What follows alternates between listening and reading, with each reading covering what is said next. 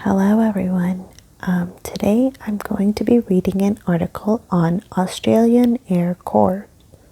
The Australian Air Corps, AAC, was a temporary formation of the Australian military that existed in the interval between the disbandment of the Australian Flying Corps, AFC, of World War I and the establishment of the Royal Australian Air Force, RAAF, in March 1921. Raised in January 1920, the AAC was commanded by Major William Anderson, a former AFC pilot.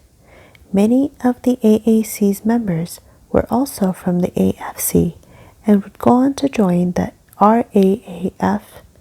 Although part of the Australian Army, for most of its existence, the AAC was overseen by a board of senior officers that included members of the Royal Australian Navy.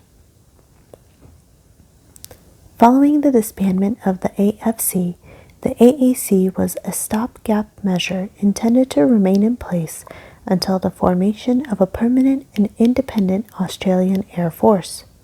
The Corps' primary purpose was to maintain assets of the Central Flying School at Point Cook, Victoria, but several pioneering activities also took place under its auspices. AAC personnel set an Australian altitude record that stood for a decade, made the first non-stop flight between Sydney and Melbourne, and undertook the country's initial steps in the field of aviation medicine. The AAC operated fighters, bombers, and training aircraft, including some of the first examples of Britain's imperial gift to arrive in Australia. As well as personnel, the RAAF inherited Point Cook and most of its initial equipment from the AAC. Establishment and control. In December 1919, the remnants of the wartime Australian Flying Corps, AFC, were disbanded and replaced on 1 January 1920 by the Australian Air Corps, AAC, which was, like the AFC, part of the Australian Army. Australia's senior airman, Lieutenant Colonel Richard Williams, was overseas, and Major William Anderson was appointed commander of the AAC, a position that also put him in charge of the Central Flying School, CFC, at Point Cook, Victoria. As Anderson was on sick leave at the time of the appointment, Major Rolf Brown temporarily assumed command. Anderson took over on 19 February. CFC remained the AAC's sole unit and Point Cook its only air base. The AAC was an interim organization intended to exist until the establishment of a permanent Australian Air Service. The decision to create such a service had been made in January 1919 amid competing proposals by the Army and the Royal Australian Navy for separate forces under their respective jurisdictions. Budgetary constraints and arguments over administration and control led to ongoing delays in the formation of an independent air force.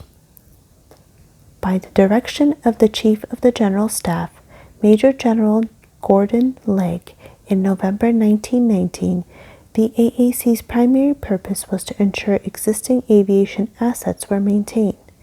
Legg later added that it should also perform suitable tasks such as surveying air routes.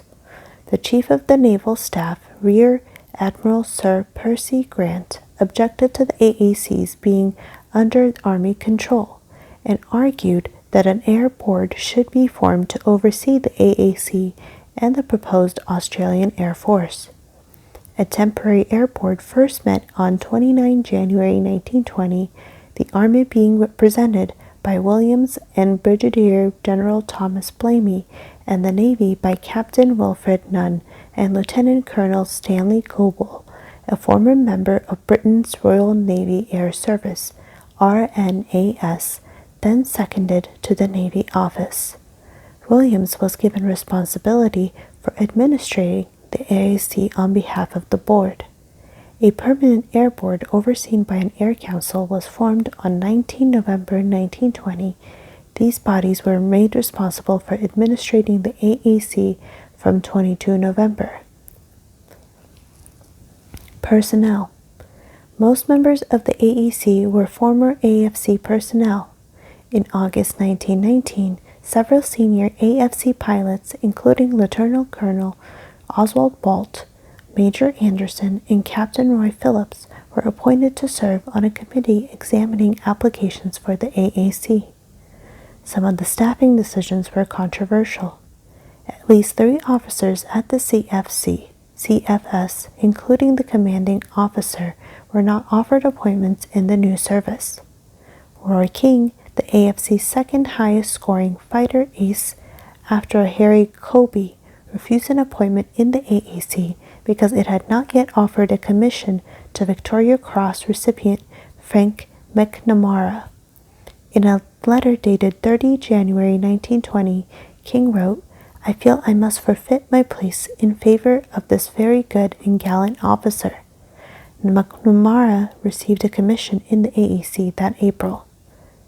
Other former AFC members who took up appointments in the AAC included Captains Adrian Cole, Henry Wrigley, Frank Lucas, and Lawrence Wackett. Captain Hippolyte Kanga de la Rue, an Australian who flew with the RNAS during the war, was granted a commission in the AAC because a specialist seaplane pilot was required for naval cooperation work. The Corps' initial establishment was 9 officers: commanding officer, adjutant, workshop commander, test pilot, 4 other pilots, and medical officer, and 70 other ranks. In March 1920, to cope with the imminent arrival of the new aircraft and other equipment, approval was given to increase this complement by a further 7 officers and 36 other ranks. The following month, the establishment was increased by 54 to make a total of 160 other ranks. An advertising campaign was employed to garner applicants. According to the age, applicants needed to be aged between 18 and 45, and returned soldiers were preferred. All positions were temporary, and salaries, including uniform allowances and rations, ranged from £194 to £450. As the AAC was an interim formation, no unique uniform was designed for its members. Within 3 weeks of the AAC being raised, a directive came down from CFS that the organization's former AFC staff should wear out their existing uniforms, and that any personnel requiring new uniforms should acquire AIF pattern as worn by the AFC. The AAC suffered 2 fatalities. On 23 September 1920, 2 Airco DH-9A bombers recently delivered from Britain undertook a search for the schooner Amelia J., which had disappeared on a voyage from Newcastle to Hobart. Anderson and Sergeant Herbert Chester flew one of the H-9As, and Captain Billy Stutt and Sergeant Abner Dalzell the other. Anderson's aircraft landed near Hobart in the evening, having failed to locate the lost schooner, but Stutt and Dalzell were missing. Their DH-9A was last sighted flying through cloud over Bass Strait. A court of inquiry determined the aircraft had crashed and that DH-9As may not have adequate preparation time for their task, which it attributed to the low staffing levels at CFS. The court proposed compensation of £550 for Stutt's family and £248 for Dalzell's, the maximum amounts payable under government regulations, as the men had been on duty at the time of their deaths. Federal cabinet increased these payments 3-fold. Wreckage that may have belonged to the Amelia J was found at Flinders Island the following year. Equipment. The AAC's initial complement of aircraft included 20 Avro 504K trainers and 12 Sopwith Pup fighters that had been delivered to CFS in 1919, as well as the Royal Aircraft Factory BE-2 and FE-2 and a Bristol Scout. 7 of the 504Ks and 1 of the pups were written off during the AAC's existence, leaving 13 and 11 on strength, respectively. The BE-2 had been piloted by Wrigley and Arthur Murphy in 1919 on the first flight from Melbourne to Darwin and was allotted to what became the Australian War Memorial in August 1920. The FE-2 was sold in November 1920, while the Scout remained on strength and was still being flown by the Royal Australian Air Force, RAAF, in 1923. In February 1920, the Vickers Wimmy Womber, recently piloted by Ross and Keith Smith on the first flight from England to Australia, was flown to Point Cook, where it joined the strength of the AAC. In March 1920, Australia began receiving 128 aircraft with associated spares and other equipment as part of Britain's imperial gift to dominions seeking to establish their own post-war air services. The aircraft included Royal Aircraft Factory SE-5 fighters, Airco DH-9 and the H-9A bombers, and Avro 504s. Most remain created for eventual use by the yet-to-be-formed RAAF, but several of each type were assembled and employed by the AAC. One of the DH-9As was lost with the disappearance of Stutt and Dalzell in September 1920. Notable flights. On 1920, Cole, accompanied by De La Rue, flew an DH-9A to an altitude of 27,000 feet, 8,200 meters, setting an Australian record that stood for more than 10 years. The effects of hypoxia exhibited by Cole and De La Rue intrigued the medical officer, Captain Arthur Lawrence, who subsequently made observations during his own high-altitude flight, piloted by Anderson.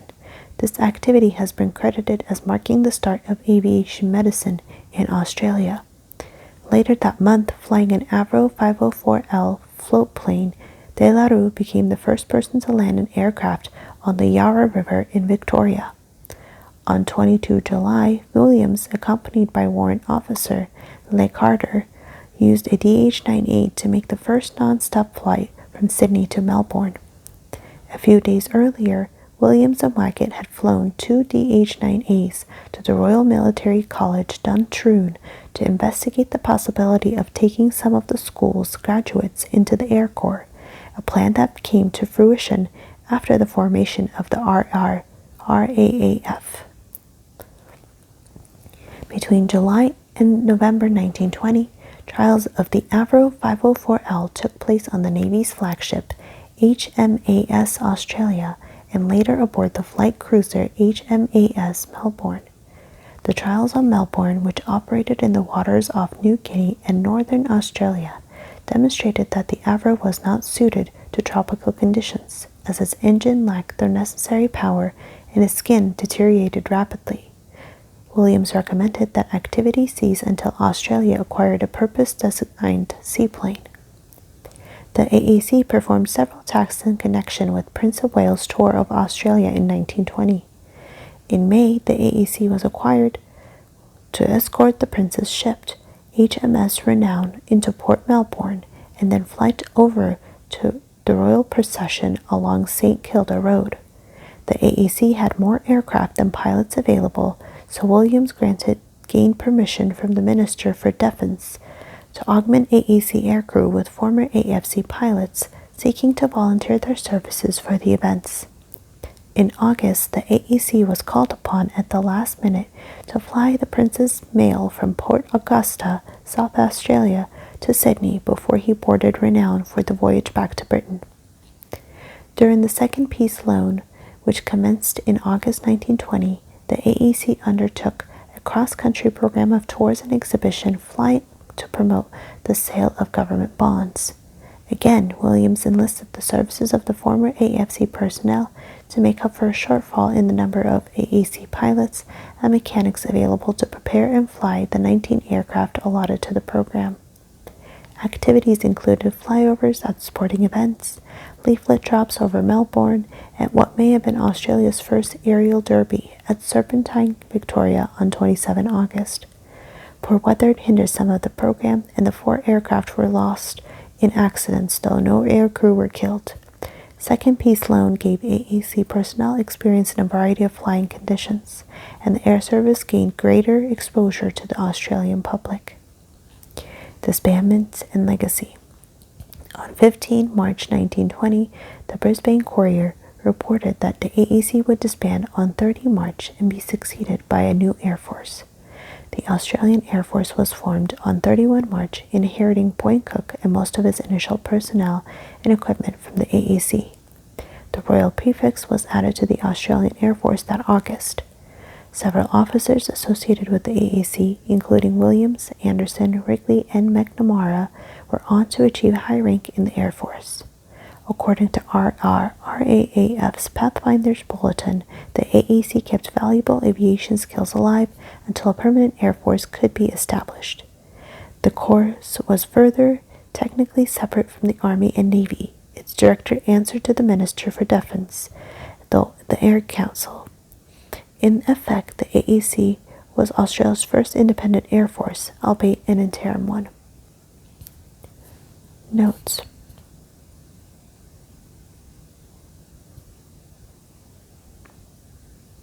And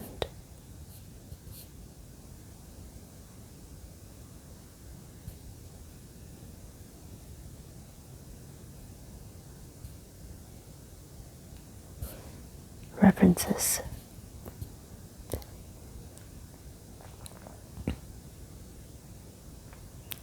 Thank you for watching.